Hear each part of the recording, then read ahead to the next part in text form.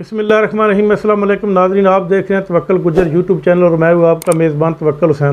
नाज़रीन, आजकल पाकिस्तान में तकरीबन सावन का महीना चल रहा है और मानसून की हवाएं हर तरफ चल रही हैं और मानसून की हवाओं ने तकरीबन पूरे पाकिस्तान को लपेट में ले रखा है, जिसकी वजह से बहुत ज़्यादा बारिशें हो रही हैं। बारिशें तो खुदा की रहमत होती है, लेकिन पाकिस्तान का आबी निज़ाम और पाकिस्तान का निकासी का निज़ाम ना होने की वजह से ये पाकिस्तान में बाज़ औक़ात अज़ाब बन जाता है। ख़ास तौर पर बड़े शहरों में, बाज़ारों में, गलियों में और बिल्कुल लोगों का तकरीबन आप कह सकते हैं कि पिछले दिनों मैं देख रहा था कि फुल्लरवान शहर, मंडी बहाउद्दीन शहर और बलवाल शहर में लोग तकरीबन आधा जिस्म लोगों का डूब जाता है। बाज़ारों में इतना पानी था। इसकी वजह क्या है? इसकी वजह यह है कि वासा पूरा साल जो है वो सोया रहता है। वाटर बोर्ड मैनेजमेंट के लोग काम नहीं करते, इनको कोई पूछने वाला नहीं है। और जब सावन के महीना आ जाता है तो फिर ये लोग आर्जी तौर पर पानी की निकासी का इंतज़ाम करते हैं। पानी निकल जाता है और फिर पूरा साल ये घर बैठ कर तनख्वाहें लेते हैं, क्योंकि ये आज से ये निज़ाम नहीं चल रहा। ये तकरीबन 30-35 साल हो गया कि इस महकमे को किसी ने नहीं पूछा और किसी ने इस महकमे में बेहतरी लाने की कोशिश किसी गवर्नमेंट ने भी नहीं की। आपके सामने मिसाल है, पाकिस्तान में इस्लामाबाद में CDA काम करता है। CDA का बहुत ही अच्छा इंतज़ाम है। वहाँ पर उन्होंने निकासी का बेहतरीन निज़ाम बना रखा है। उसकी वजह यह है कि कोई भी आदमी वहाँ पर घर बनाता है या कोई भी दुकान बनाता है, सबसे पहले उसको उनसे इजाज़त लेनी पड़ती है और वो ईमानदारी के साथ अगर उस इलाके में वो घर इस काबिल बन सकता हो तो फिर वो इजाज़त देते हैं। अगर ना बन सकता हो तो फिर वो इजाज़त नहीं देते।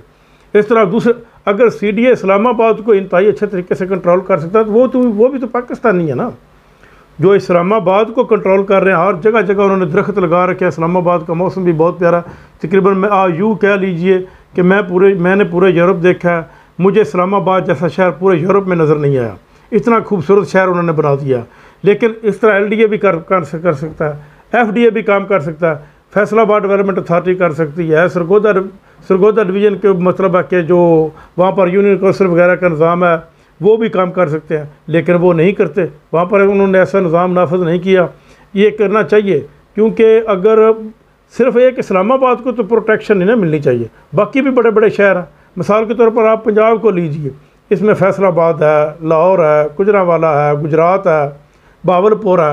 ये इन शहरों का क्या गुनाह है? मुल्तान है। इनका भी निकासी का निज़ाम होना चाहिए। इनमें भी इस तरह के निज़ाम होना चाहिए जिस तरह के इस्लामाबाद में है, ताकि ये लोगों भी अपने मकसद है कि अपने शहर के अच्छी खासी मकसद है कि निज़ाम को इंजॉय कर सकें। मिसाल के तौर पर अगर जगह शहर में दरख्त लगे हों और शहर का निकासी का निज़ाम बेहतरीन हो, गलियों और सड़कों का निज़ाम बेहतरीन हो, ये तो लोकल गवर्नमेंट ने करना होता ना। लोकल गवर्नमेंट को बहाल होना चाहिए और लोकल गवर्नमेंट की बहाली जब तक नहीं होती ये निज़ाम उस वक्त तक नहीं चल सकता।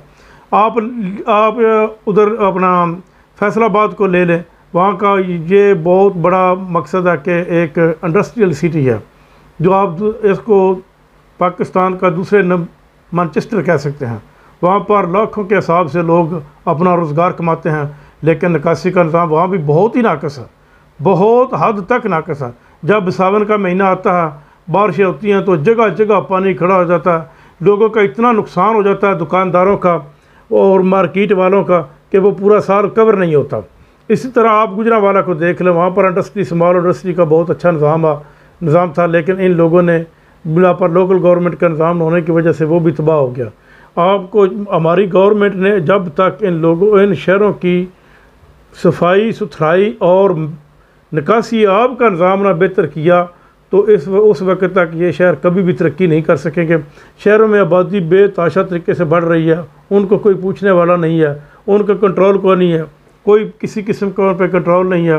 वहाँ पर अपना लैंड माफिया ने बहुत ज़्यादा कदम जमा लिए हैं। ख़ास तौर पर शहरों के नज़दीक उन्होंने प्लाटिंग बना कर, हाउसिंग सोसाइटियाँ बना कर ज़री ज़मीन को बर्बाद कर दिया है, जिससे ज़री ज़मीन का बहुत ज़्यादा नुकसान हो रहा है। और इससे क्योंकि अगर ज़री ज़मीन इसी तरह लोग ख़रीदते रहे और मकान बनते रहे तो फिर तो ये तकरीबन ख़त्म होने के करीब चली जाएगी। इसको कंट्रोल करना पड़ेगा। अब तक के लिए इतना ही। इंशाअल्लाह अगले प्रोग्राम में दोबारा आपसे मुलाकात होगी। अपना ख्याल रखिएगा। अल्लाह हाफ़िज़।